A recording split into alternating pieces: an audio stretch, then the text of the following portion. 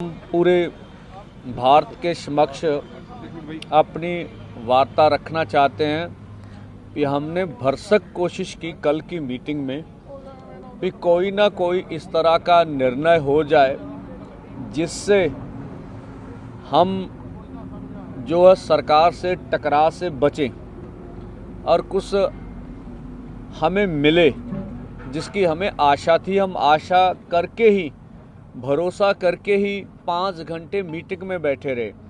हमने उनके समक्ष हरियाणा की पोजीशन रखी कि हरियाणा को आपने बिल्कुल कश्मीर की वैली बना दिया है।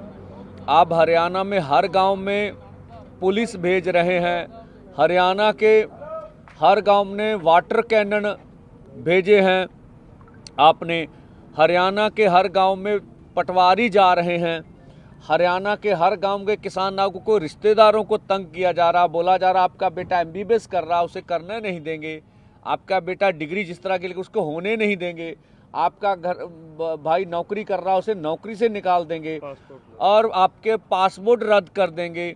तो इस तरह की मतलब अन्य तरह की प्रताड़ना अधिक से अधिक है, जिस तरह का भी हम कह लें अधिक से अधिक है।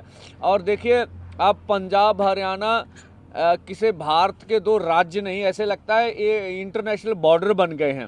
तो हमें जो नज़र आ रहा है, अब हमें मीडिया बोलता था आप रोड रोकते हैं इससे लोगों को तकलीफ होती है। हम तो आज भी नहीं कह रहे रोड ब्लॉक करेंगे, आज भी नहीं कह रहे हैं कि हम कहें रोड रोकेंगे। अब तो सरकार ने स्वयं रोड रोक रखी है पिछले 2-3 दिन से, और जो वो दिखा रहे हैं कंक्रीट की 10-10 फुट ऊंची लंबी जो दीवार बनाई गई है रोड्स में, मुझे बता हम तो इसको देश के लिए अन्न उगाते हैं, उसको देश का पेट भरते हैं, और इन्होंने हमारे लिए जो है किलों की जो फसल है वो हमारे लिए उगा रखी है हमारे सामने।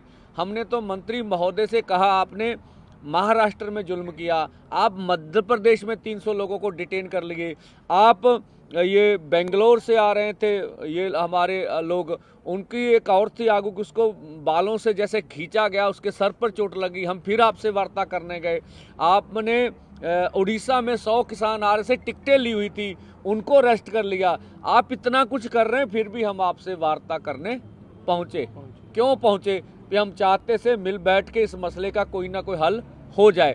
पर हमें ना तो ये लगा, हम मंत्री महोदय पीयूष गोयल जी ऊपर कहे मैं बात करूंगा, पर कुछ लगा नहीं, उसके बाद कुछ हुआ। देखिए वहां मीटिंग में बैठे बैठे हमारे ट्विटर हैंडल बंद हो गए। हम वार्ता कर रहे हैं फिर भी हमारे ट्विटर हैंडल, फिर भी हमने कहा हम दरवाजा बातचीत का खुला रखेंगे।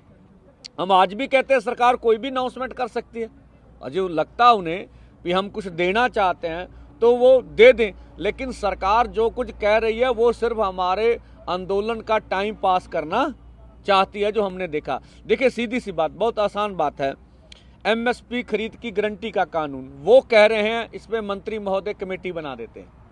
हमने सीधी सी बात, CACP एक ऐसा अदारा है जो किसान के फसल के दाम के रेट के बारे में सिफारिश करता, वो सारी डिटेल्स ले लेता है। वो 23 फसलों पे पिछले लंबे समय से भारत सरकार करती आ रही है, हर 6 महीने बाद गेहूं हो, धान हो और चीज़ें हों, उनके ऊपर वो MSP का अनाउंस करते हैं। कुछ फसलें तो खरीदी जाती हैं, कुछ नहीं खरीदी। हमने कहा आपने कुछ नहीं करना, जो 23 फसलों का आप अनाउंसमेंट कर रहे हैं पूरी कैलकुलेट करके, उसके ऊपर लीगल श्योरिटी कर दें कि आपकी मंडी में MSP से नीचे बिकेगी नहीं। अब फिर बोले इस पर कमेटी बनाए, हमने बोला इस पर तर्क दीजिए, इस पर कमेटी बनाने की जरूरत नहीं है ही नहीं है। तो इससे वो बिल्कुल उसका जवाब उनके पास नहीं था, आप कमेटी बना के हमारे मुद्दे को डिलीट करना चाहते हैं। हमने ये भी बोला, माननीय प्रधानमंत्री जब 2012 में कंज्यूमर अफेयर कमेटी के चेयरपर्सन थे तो उन्होंने कहा था MSP गारंटी कानून देंगे, उनकी सिफारिश है। और 2018 में तत्कालीन खेती-बाड़ी मंत्री सचिव की चिट्ठी है जिन्होंने कहा था C2 + 50% के अनुसार आपको फसलों के दाम देंगे, उन्होंने पूरी बात की हुई है उसमें। और इस तरह से जबलपुर हाई कोर्ट में जब किसानों ने जब केस डाला था तो उन्होंने दोनों पक्षों को सुनकर सरकार का पक्ष भी सुना, जो PL डालने वाले थे उसका पक्ष भी सुना, और निर्णय किया कि MSP से नीचे किसान की फसल खरीदी नहीं जाएगी। हमने तीनों तर्क उनके सामने रख दिए, पर मंत्री महोदय अकेले हमारे से। और दूसरा हमने कहा, आपने 2 साल पहले चिट्ठी लिखी हमें, उसमें बोला था एमएसपी खरीद की गारंटी का कानून बनाएंगे, तो 2 साल तो निकल गए, समय तो आपको दिया। 40-45 दिन पहले हमने आंदोलन का ऐलान किया, तब कर लेते। तो उनका आंदोलन को टालने का मुद्दा था, जिससे हम निराश हुए हैं भी सरकार हमारे साथ बैठ के मसले का हल नहीं करना चाहती। C250 के ऊपर भी उनका कोई निर्णय है। किसान मजदूर के कर्ज के बारे में बोलने, मालूम करना पड़ेगा कितना है भाई। ये बैंकों का काम है, 10 मिनट का काम है। भारत सरकार चाहे डेटा 5-4 दिन में कलेक्ट करके दे सकती है, कौन सी बड़ी बात है। हम कहते हैं चलो डेटा भी नहीं, आप अनाउंसमेंट कर दीजिए कि हम किसान मजदूर का कर्ज माफ करेंगे, नोटिफिकेशन कीजिए। कैसे कैसे करना है, कैसे कैसे करना है, ये आने वाले समय में पता चल जाएगा। तो मीटिंग च सारी वार्ता उन मीटिंग में हमने सब कुछ वहाँ बोला है, सब कुछ कहा है।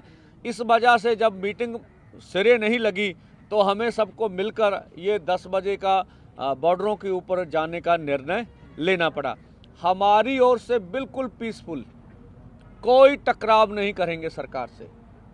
सरकार गोली मारे, लाठी बरसाए, सहेंगे दिल पर, ठीक है। आंसू गैस के करे, वो कर ही रहे हैं सब कुछ हमारी ओर से। उधर फौज के जवान भी हमारे घरों से हमारे भाई हैं, पुलिस के जवान भी हमारे हैं, इधर भी हमारे हैं, ठीक है। तो हम पीसफुली पुरामन ढंग से ये सब करेंगे जो हमारा निर्णय है। दूसरा, हम मीडिया से अपील करना चाहेंगे कि हमारे अक्ष को बिगाड़ा ना जाए, ठीक है। वो हमारे अक्ष को से, हम देश के किसान मजदूर हैं। किसी जो बोला जा रहा है मीडिया में, कोई कांग्रेस को नहीं, कोई कांग्रेस हमें सपोर्ट नहीं करती। हम कांग्रेस को भी उतना दोषी मानते हैं जितना भाजपा दोषी है। ये नीतियां तो कांग्रेस लेके आई हैं, हम कोई लेफ्ट नहीं है। हम जो सीपीआई सीपीएम ने जो बंगाल में राज किया, उन्होंने 20 गलतियां की। वहां सब पश्चिमी बंगाल में कौन सा इनकलाब आ गया। हम किसी के पक्ष वाले नहीं हैं, हम किसान मजदूर की आवाज उठाने वाले हैं, उनके आदमी हैं। तो बाकी हम फिर अपने लोगों से अपील करेंगे, चाहे पंजाब और देश के गायक हैं, बुद्धिजीवी हैं, एनआरआई भाई हैं, चाहे और सिविल सोसाइटी है, सभी सिविल सोसाइटी, उसमें पत्रकार भाईचारा भी आता है, वो जरूर इस बड़े आंदोलन में, ये हमारा सवाल नहीं, हम नहीं कहते, 140 करोड़ देशवासियों की मांग है, उसमें से 60 करोड़ से अधिक किसान हैं जिस देश में, खेत मजदूर अलग हैं, तो 70-75% आबादी की मांग है। सब हम मिलके करेंगे, इस देश को हम आगे लेके जाना चाहते हैं। अगर कृषि बच गई तो देश बच जाएगा।